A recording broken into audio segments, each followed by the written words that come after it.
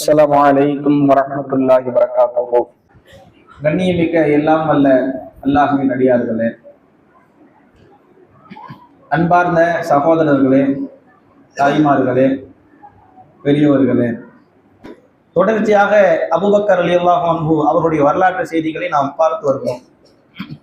அதில் இன்றைய தினம் நாம் பார்க்க இருக்கக்கூடிய செய்தி என்னவென்றால், சில சந்தர்ப்பங்களில் நாம் தவறு செய்கிறோமோ என்ற ஒரு எண்ணம் ஏற்படும் போது அப்பொழுது அபூபக்கர் ரலியல்லாஹு அன்ஹு அவர்கள் எப்படி நடந்து கொண்டார்கள், நம்ம இடத்தில் தவறு நிகழ்ந்து விட்டதோ என்ற தருணத்தில் அவர்கள் அதை எப்படி நன்மையாக மாற்றிக் கொண்டார்கள் என்ற செய்திகளைத்தான் இன்றைய தினம் நாம் பார்க்க இருக்கிறோம்.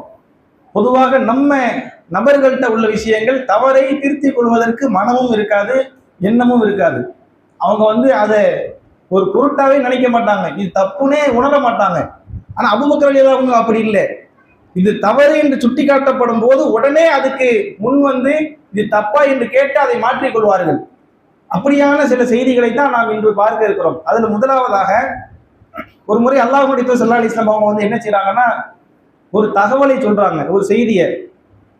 மறுமை நாளில் யார் தன் ஆடையை பெருமையின் அடிப்படையில், ஆணவத்தின் அடிப்படையில் தரையில் இழுபடும்படி அப்படியே உடுத்தி கொண்டு நடந்து வருகிறானோ, இவரை அல்லாஹ் மறுமை நாளில் பார்க்க மாட்டான், அவரை பரிசுத்தப்படுத்த மாட்டான் என்று ரசூலுல்லாஹ் சொல்றாங்க. அப்ப இந்த செய்தி அபூபக்கர் ரலியல்லாஹு அன்ஹு அவங்களுக்கு கேட்கும் போது ஒரு அச்சமா இருக்கு, கவலையா இருக்கு. உடனே ரசூலுல்லாஹ்ட்ட ஓடி வர்றாங்க, அல்லாஹ்வுடைய தூதரே, நீங்க ஆடை தரையில படக்கூடாது, இழுத்துட்டு வரக்கூடாது என்று நீங்க சொல்றீங்க. ஆனா நான் சில நேரங்கள் கவனக்குறைவாக இருக்கும் போது என்னையவே அறியாமல் என்னுடைய ஆடை தரையில் பட்டு விடுகிறது, தரையில் இடுபடும் போது இருக்கிறத. இப்ப நான் என்ன செய்யணும்? இது தப்பா? அல்லாஹ் என்னை பார்க்க மாட்டானா? அல்லாஹ் என்னோட பேச மாட்டானா? என்னை பரிசுத்தப்படுத்த மாட்டானா? நான் என்ன செய்யறது அப்படின்னு கேட்கிறாங்க. அப்ப ரசூலுல்லாஹ் சொல்றாங்க, அபூபக்கரே, நீர் பெருமையின், ஆணவத்தின், கௌரவத்தின் வெளிப்பாடாக அப்படி செய்பவர் அல்ல.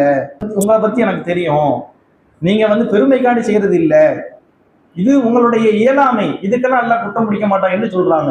இப்ப இந்த தகவல் சொல்லும் போது அவங்களுக்கு ஒரு அச்சம். இப்ப இதுல இருந்து நாம ரெண்டு மார்க்க சட்டத்தை எடுத்துக்கலாம். ஒண்ணு, இந்த வரலாற்று சம்பவத்திலிருந்து அபூபக்கர் ரலியல்லாஹு அன்ஹு அவங்களுடைய பண்பு. இன்னொன்னு ஆடை நம்ம அணியும் முறை, கரண்டைக்கு மேலதான் அணியணும், கீழே வரவே கூடாது என்று சிலர் சொல்லுவாங்க. ஆனா இந்த செய்தியில பார்க்கும்போது அபூபக்கர் ரலியல்லாஹு அன்ஹு அவங்க சில நேரங்கள்ல ஆடை கீழே வந்த நிலையிலும் இருக்கிறாங்க. அப்ப ரசூலுல்லாஹ் அங்க என்ன சொல்றாங்கன்னா, நீங்கள் பெருமையின் அடிப்படையில் அவ்வாறு செய்யக்கூடாதுன்னு சொல்றாங்க. பழைய காலத்துல அரசர்கள்லாம் பார்த்திருக்கீங்களா இல்லையா? அவங்க இங்க இருப்பாங்கன்னா அரை அடிக்கு ட்ரெஸ் வாங்கிட்டு போயிருக்கோம். இது அவங்களுக்கு ஒரு கௌரவம், ராஜாக்களுடைய ஆடை முறையாம். இன்னைக்குமே அது மாதிரியா இருக்கு. சில பெண்கள் ஆடையாக இருந்தாலும் சரி, இவங்க இருந்தாங்கன்னா பக்கத்து அவ்வளோ, அதுல திருமணத்துக்குன்னா நீங்க பாத்தீங்கன்னா அந்த மாதிரியே போட்டு, இது இன்னைக்கு ஃபேஷன்ங்கிற அடிப்படையில இருக்கு. இப்படி பெருமைக்கும் கௌரவத்துக்கும் ஆணவத்துக்கும் நீங்க செஞ்சா அது தப்பு. அது இல்லாம ஒருவர் ஒரு யதார்த்த நிலையில ஒரு ஆடை கரண்டையை தாண்டிட்டு தரையில படுற மாதிரி இருந்துச்சுன்னா அது தப்பு கிடையாது. அதை நம்ம முடிஞ்ச அளவுக்கு மாத்திக்கிடலாம். ஏன்னா கீழே போகும்போது ரோட்டையே கூட்டிட்டு போக கூடாதுன்னு ட்ரெஸ் வெள்ளை வெளியின்னு இருக்கிறது, ரோடை யாரும் கூட்ட மாட்டேங்கிறாங்க, நான் கொஞ்சம் கூட்டிட்டு போறேன்னு என்ன செய்யக்கூடாது, அப்படி இருக்கக்கூடாது, அது அசுத்தமா இருக்கும். அது இல்லாம ஒருவர் கரண்டைக்கு கீழே போட்டார்னா அது பாவம் கிடையாது. அந்த எண்ணம் தான் பிரச்சனை. தற்பெருமையின் அடிப்படையில நாம அதை இன்னைக்கு என்னன்னா ட்ரெண்டிங், பசங்க கரண்டைக்கு மேல போறதை கொண்டு வந்துட்டாங்க. இந்த பசங்களுக்கு மத்தியில் உள்ள ட்ரெண்டிங் இருக்குல்ல, அது மாறிக்கிட்டே இருக்கும். ஒரு காலத்துல தாடி வைக்கிறத ட்ரெண்டிங்கே இல்லைன்னு சொல்லிக்கிட்டு இருந்தாங்க, இன்னைக்கு தாடி வைக்கிறதா ட்ரெண்டிங். தாடி வைக்கிறது நீங்க இவர் முஸ்லீம் இல்லையான்னு கண்டுபிடிக்கவே முடியாது. ஏன்னா முஸ்லீம் இல்லாதவங்க நல்லா தாடி வச்சுக்கிட்டு இருக்கிறாங்க. முஸ்லீம்கள் நம்ம ஆளுக்கு என்ன செய்யறது, அப்படியே வலிச்சிட்டு முழுக்கட்டின்னு தெரியுறாங்க. பெண்கள் மாதிரியா இருக்கிற மாதிரியா அந்த ஃபேஸ் ஆகுது. மீசையும் வலிச்சுக்கிறாங்க, தாடியும் வலிச்சுக்கிறாங்க. அப்படியே யூதருக்கு ஒப்பாக நடக்கக்கூடிய ஒரு செயலை பார்க்கிறோம். ஆனா மற்றவங்க எல்லாம் தாடியை நல்ல தாராளமா வளர்க்கிறாங்க. இன்னைக்கு அது ட்ரெண்டிங்ல போயிட்டு இருக்கு. அப்ப இந்த மாதிரி ஒரு அடிப்படையை நாம புரிஞ்சு கொண்டு மார்க் நமக்கு சொன்ன வழிமுறையில நம்முடைய ஆடையை அமைச்சு கொள்ளணும். இப்ப அபூபக்கர் ரலியல்லாஹு அன்ஹு அதை அச்சப்படுறாங்க, பயப்படுறாங்க, நாம நரகத்துக்குரியவங்களை, அல்லாஹ்வுடைய கோபத்துக்குரியவங்களை ஆயிடுமோ என்று. அதே போல இன்னொரு முறை அபூபக்கர் ரலியல்லாஹு அன்ஹு அவங்க சில நபி தோழர்களை கடந்து போறாங்க. அப்படி போகும்போது அந்த சபையில சில நபி தோழர்கள் இருக்கிறாங்க. சல்மான் ரலியல்லாஹு அன்ஹு பிலால் ரலியல்லாஹு அன்ஹு, சுஹைல் ரலியல்லாஹு அன்ஹு, இது மாதிரியா சில நபித்தோழர்கள் இருக்கிறாங்க. இப்படி இருக்கும்போது அந்த சபையில அபு சுஃபியான் கடந்து போறாரு. அபு சுஃபியான் பிற்காலத்தில் இஸ்லாத்தை ஏற்றுக்கொண்டாங்க. ஆரம்பத்தில் இஸ்லாத்துக்கு விரோதி, பயங்கரமான எதிரி. இப்ப இந்த நேரத்தில் இந்த பிலால் ரலியல்லாஹு அன்ஹு இவங்க போன்றவங்க என்ன செய்யறாங்கன்னா, இந்த அல்லாஹ்வுடைய எதிரியின் கழுத்தில் இன்னும் வாள் பாய்ச்சப்படவில்லை, இவரை இன்னும் நாம கொலை செய்யாம இருக்கிறோமே, ஏன்னா இஸ்லாத்துக்கு விரோதமா இவர் கடுமையா இருக்கிறாரு, அப்படிப்பட்ட இந்த எதிரியினுடைய கழுத்துல இன்னும் கத்தி பாயல, இவருக்கு இன்னும் மரணம் வரல என்று அந்த நேரத்துல இவங்க எல்லாம் சொல்றாங்க. இதை பார்த்து அபூபக்கர் ரலியல்லாஹு அன்ஹு என்ன செய்யறாங்கன்னா, அவங்கள கண்டிக்கிறாங்க. என்ன வார்த்தை பேசுறீங்க நீங்க, அவர் குறைஷிகளுடைய தலைவர், அவர் ஒரு மூத்தவர், அவரை பத்தி நீங்க இப்படி சொல்றீங்களே. இவங்க பெருந்தன்மை பெரும்பாலும் நிறைய இடங்கள்ல இருக்கும், என்னதா இருந்தாலும் அவருக்கு ஒரு கண்ணியை கொடுங்க, அவர் குறைஷிகளுடைய தலைவராக இருக்கிறாரு, அவர் பெரிய ஆளு, அவரை பத்தி நீங்க இப்படி சொல்லக்கூடாது என்று சொல்லி இவங்களை கண்டிக்கிறாங்க. இப்ப இவங்களுக்கு மன உறுத்தலா இருக்கு, நாம இப்படி ஒரு இறை மறுப்பாளருக்காக வேண்டி இறை நம்பிக்கை கொண்டவங்களை கடிஞ்சு பேசிட்டோமே, அவங்க இஸ்லாத்துக்கு எதிராக இருக்கிறனாலதான் அவங்க அப்படி சொன்னாங்க, நல்லவங்களை பார்த்து அப்படி சொல்லலையேன்னு சொல்லி இவங்களுக்கு ஒரு மன நெருக்கடி. உடனே ரசூலாட்டு இதை பத்தி கேட்கறாங்க, அல்லாஹ்வுடைய தூதரே நான் இப்படி ஒரு சம்பவத்துல இப்படி சொல்லிட்டேன். அப்ப ரசூலா சொல்றாங்க, நீங்க அவங்கள கோவப்படுத்திட்டீங்களா, நீங்க அவங்கள கோவப்படுத்திருந்தா அல்லாஹ்வை கோவப்படுத்தியதாக இருக்கும்.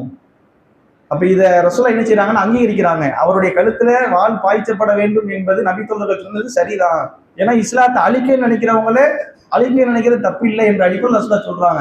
அப்ப உடனே என்ன செய்யறாங்கன்னா, ஓடி போய் அந்த நபித்தோழர்கள்ட்ட, நான் உங்களை கோவப்படுத்திட்டேனா தோழர்களே, நான் உங்களை ஏதாவது மனசு கஷ்டப்படுற நடந்துக்கிட்டேனா அப்படின்னு சொல்லி கேட்கறாங்க. யார்கிட்ட கேட்கறாங்க, பிலால் ரலியல்லாஹு அன்ஹு. அவங்களாம் யாரா இருந்தவங்க, அடிமையாக இருந்து அந்த அடிமைத்தனத்திலிருந்து அபூபக்கர் ரலியல்லாஹு அன்ஹு விடுதலை செஞ்சாங்க. அங்க ஏற்கனவே பார்த்தோம்ல, அபூபக்கர் ரலியல்லாஹு அன்ஹு தான் விடுதலை செய்யறாங்க.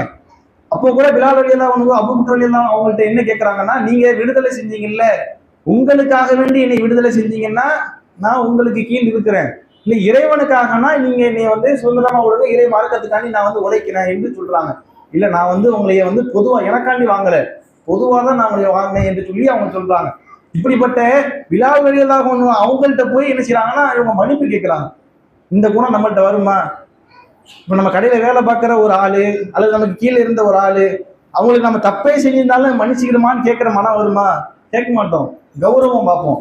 ஆனா இவங்க அதெல்லாம் பார்க்கல, போய் கேட்கறாங்க. அவங்க அப்படிலாம் ஒண்ணும் இல்லை, நீங்க எங்களை கோவப்படுத்தவனா இல்லை, அதெல்லாம் அவங்க மன்னிப்பானாங்க, உங்க மேல எங்களுக்கு எப்படி கோவம் வரும் அப்படின்னு சொல்லி அந்த நேரத்துல இவங்களுக்கு ஆதரவா அவங்க சொல்றாங்க.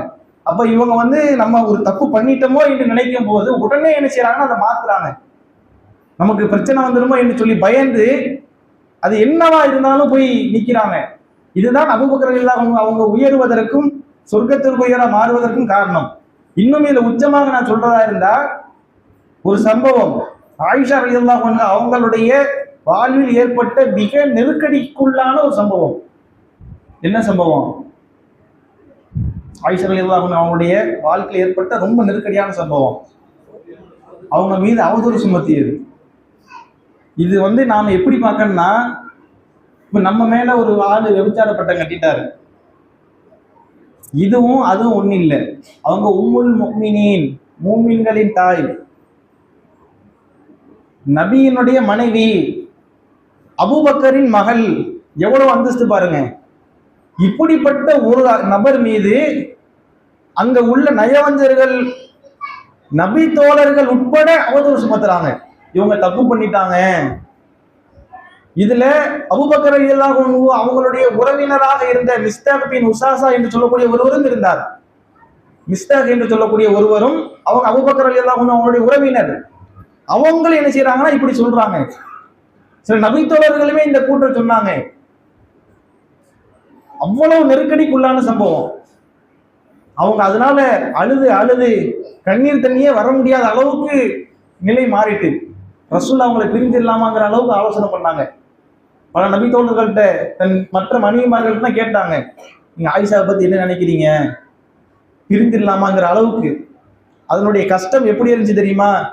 அல்லாஹ் வசனத்தை இறக்குறான், ஆயிஷா ரலியல்லாஹு அன்ஹா அவங்க தப்பு பண்ணல, அவங்க தூய்மையானவங்க அப்படின்னு வசனத்தை இறக்கும் போது அவங்க அம்மா சொல்றாங்க, நீங்க ரசூலுல்லாஹ்ட்ட போங்க,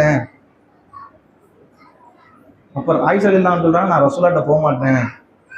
ஏன்னா அவங்களும் என்னைய தப்பா நினைச்சிட்டாங்க. அவங்க மனசுல ஒரு எண்ணம் இருக்கு, நான் அல்லாஹ்வை மட்டும்தான் புகழ்வேன், அல்லாஹ் தான் என்னை இந்த இதுல இருந்து காப்பாத்தினா, ரசூலாட்ட கூட போக மாட்டேன் என்று சொல்லி சொல்றாங்க. அவ்வளவுக்கு மனசு நெருக்கடி. ஏன்னா ஒரு பெண்ணை பத்தி இப்படி சொல்லும் போது எவ்வளவு கஷ்டமா இருக்கும்.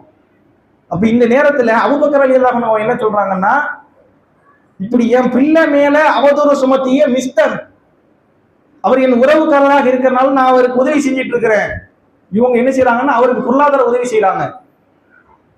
அபூபக்கர் ரலியல்லாஹு அன்ஹு ஏற்கனவே கொடையாளர் என்பதை நம்ம பார்த்தோம். எல்லாருக்கும் தான தர்மம் கொடுப்பாங்க. அதுல உறவுக்காரராக இருக்கக்கூடிய மிஸ்டர் கொடுக்குறாங்க. ஆனா அவர் என்ன செய்யறாருன்னா இவங்க பொண்ணு மேல அவதூறு சுமத்துறாங்க. இப்ப என்ன செய்யறாங்கன்னா என் பிள்ளை மேல அவதூறு சுமத்துற இவருக்கு நான் வந்து ஒருபோதும் உதவி செய்ய மாட்டேன், தர்மம் கொடுக்க மாட்டேன்னு சொல்றாங்க. அப்ப உடனே அல்லாஹ் என்ன செய்யறான்னா வசனத்தை இறக்குறான். பொருள் வசதி படைச்சவங்க நீங்க வந்து இப்படி கொடுக்க மாட்டேன்னு சொல்ல வேண்டாம். முஹாஜிர்களுக்கு, ஏழைகளுக்கு, உறவினர்களுக்கு நீங்க பொருளாதாரத்தை கொடுக்க மாட்டேன்னு சத்தியம் செய்ய வேண்டாம்.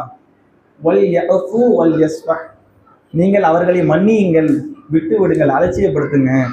இப்படின்னு அல்லாஹ் ஒரு வசனத்தை இறக்குறான். அடுத்ததாக அல்லாஹ் சொல்லி காட்டுகிறான், அலா துஹிப்பூன யக்ஃபிரல்லாஹு லக்கும், அல்லாஹ் உங்களை மன்னிப்பதை நீங்கள் விரும்ப மாட்டீங்களா? இன்னல்லாஹ கஃபூருர் ரஹீம், அல்லாஹ் மன்னிப்பவன், நிகரற்ற அன்பாளன், நீங்க அவங்கள மன்னிச்சிருங்க. அவங்க தப்பு பண்ணிட்டாங்க, தப்பு தான், உங்க பிள்ளை மீது அவசர சுமத்தியது தப்பு, ஆனா நீங்க உதவி செய்ய மாட்டேன்னு சொல்ல வேண்டாம். உடனே என்ன செய்யறாங்கன்னா, சரி நான் உங்களுக்கு உதவி செய்யறேன் அப்படின்னு மீண்டு வர்றாங்க. இந்த பண்பு, இந்த மனம் யாருக்கு வரும்? நம்ம குடும்பத்தை பத்தி ஒருத்தன் தப்பா பேசுறான்னா மூஞ்சில ஏறெடுத்து பார்ப்போமா? அவங்களுக்கு உதவி செய்வோமா? ஆனா அபூபக்கர் ரலியல்லாஹு என்ன செய்றாங்கன்னா, என் பிள்ளை மீது அவதூறு சுமத்தினார், அதனால் என் மனம் வேதனை அடைஞ்சது, என் பிள்ளையும் கஷ்டப்பட்டாங்க, ரசூலுல்லாஹ் பீரத்துக்கு ஆலோசனை நடத்தினாங்க, அவ்வளவு நெருக்கடியை உண்டாக்கி விட்டார். ஆனாலும் அல்லாஹ் சொல்ற இந்த ஒரு வார்த்தைக்காக வேண்டி அவரை மன்னியுங்கள், அலட்சியம் செய்யுங்கள் என்று அல்லாஹ் சொல்லிவிட்டான் அல்லவா? எனவே நான் அவரை மன்னித்து விட்டேன், அலட்சியம் செய்து விட்டேன், அவருக்கு மீண்டும் நான் உதவி செய்வேன். அபூபக்கர் ரலியல்லாஹு அன்ஹு சொல்றாங்க. என்ன மனம் பாருங்க, எனக்கே ஒருத்தர் துரோகம் செஞ்சிருக்கிறாரு, என் பிள்ளைக்கு, என் குடும்பத்துக்கு துரோகம் செஞ்சிருக்காரு, பரவாயில்ல, நான் அவருக்கு உதவி செய்யறேன். இந்த மனம் நம்மள்கிட்ட இருக்குமா? என்ன இருந்தாலும் மன்னிக்க மாட்டேன், நீ எனக்கு என்ன செஞ்சிருக்க, நீ எப்படி நான் மன்னிக்க முடியும் என்று நாம பார்ப்போம். ஆனா அபூபக்கர் ரலியல்லாஹு அன்ஹு பார்க்கலையே. அதுக்கு என்ன காரணம்னா, அல்லாஹ் அடுத்து கேட்கிறானா, அதுதான் அலா யுஹிப்பூன யக்ஃபிரல்லாஹு லக்கும், அல்லாஹ் உங்களை மன்னிப்பதை விரும்ப மாட்டீங்களா? இப்ப இந்த மாதிரி அல்லாஹ் நமக்கு பதில் சொல்லிட்டான்னா நம்ம எவ்வளவு பாவம் செய்யறோம். அல்லாஹ் வந்து உன்னை மன்னிக்க முடியாது ஓ இப்படின்னு சொல்லிட்டாங்கன்னா நம்ம நிலைமை என்ன ஆகுறது? எனக்கே நீ இந்த துரோகம் செய்யறியா, எனக்கே நீ இவ்வளவு பாவம் செய்யறியா, உன்னை மன்னிக்க மாட்டேன்னு அல்லாஹ் சொல்லிட்டா நம்ம நிலைமை என்ன ஆகுறது? அப்ப அல்லாஹ் வந்து என்னை மன்னிக்கணும், அப்ப நானும் மன்னிக்கிறேன் என்று சொல்லி அவங்க முன் வந்தாங்க. அப்ப இது போன்று நாம் சில நேரங்கள்ல ஒரு தவறு செய்கிறோம் என்று நமக்கு தெரியும் போது அதை உடனே திருத்துவதற்கும், அதனால் தனக்கு மன நெருக்கடி ஏற்பட்டாலும் பரவாயில்லை, தன்னை கீழ்நிலைக்கு கொண்டு வர மாதிரியான சந்தர்ப்பமா இருந்தாலும் பரவாயில்லை, நான் மார்க்கத்துக்கு தான் முன்னுரிமை கொடுப்பேன், நன்மைக்கு தான் முன்னுரிமை கொடுப்பேன் என்று அதற்கு முழுமையாக கட்டுப்பட்டு இருந்தாங்க. ரசூலுல்லாஹ் சொர்க்கவாசின்னு சும்மா சொல்லலையே, இதெல்லாம் வந்து ஒரு மிகப்பெரிய செயல். அப்ப இது போன்று நாமும் என்ன செய்யணும், நம்மள்ட்ட இருக்கிற தவறை திருத்திக் கொள்ள வேண்டும். நாம நன்மை செய்யறோமா தப்பு செய்யறோமா என்று அதை ஆய்வுக்கு உட்படுத்தி நன்மைக்குரிய காரியத்தை முற்படுத்த வேண்டும். அதை இந்த வரலாற்று செய்தி நமக்கு உணர்த்துகிறது. அதை நம் வாழ்வில் நாம் படிப்பனையாக பெற்று இனி வரக்கூடிய காலங்களில் அதை செயல்முறைப்படுத்தக்கூடிய மக்களாக இருப்போமாக என்று கூறி இந்த உரையை முடித்துக் கொள்கிறேன். வாஹிரு தவானா அல்ஹம்துலில்லாஹி ரப்பில் ஆலமீன்.